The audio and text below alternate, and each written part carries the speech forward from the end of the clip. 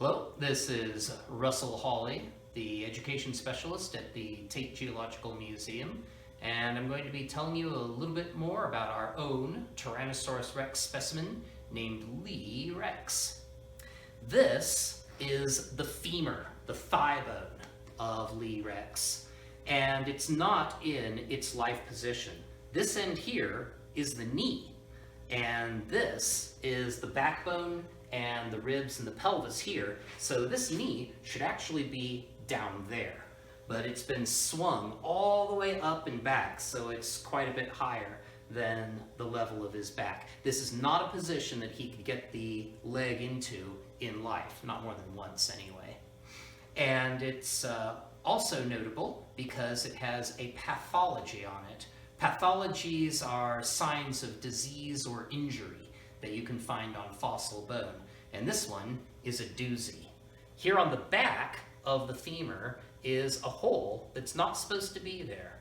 A healthy Tyrannosaurus rex does not have any sort of fossa or foramen in that spot right there. It's about the same diameter as the tip of the horn of a ceratopsian, a horned dinosaur like Triceratops or Torosaurus. There's no evidence that the bone around the hole had re-healed, so this was inflicted very shortly before the time of death. Now, of course, when he was alive, there was a lot of soft tissue behind this bone, probably including some fairly large arteries and veins, and that horn, as it came in to stab that leg bone, may have intersected some fairly important plumbing along the way, causing the animal to bleed out. So we could actually be looking at cause of death here. The ultimate cold case solved after 66 million years.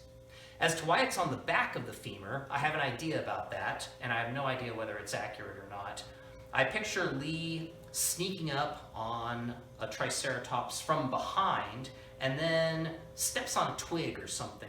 The Triceratops hears the noise, turns around and charges. Lee says, "Oh, forget this, I'm out of here," tries to run away, but the charging Triceratops catches up to him and nails him in the leg from behind, and that's why the hole is there. I don't know if that's how it happened, but it makes a good story. Another pathology is to be found over here at the base of the tail. Here are two chevrons coming down from underneath the tailbones, and then these are the bodies, the centra of the three tailbones, and they are all fused together into a single mass of bone. Now, this will often happen if bone becomes cracked or damaged. It produces bone tissue to repair itself, and then it's like it doesn't know when to stop, and extra blobs of bone go growing out in different directions, and if two damaged bones are next to each other, they'll fuse into each other, and you get fused bones like this.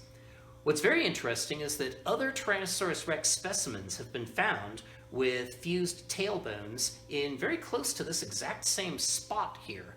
So this is something that happened more than once in the Tyrannosaurus population. One suggestion is that it might be the result of a mating accident.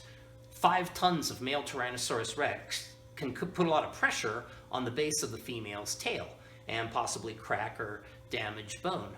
Now, if that interpretation is correct, that means that Lee Rex is actually a female, and I have to get out of the habit of referring to it in the male pronoun.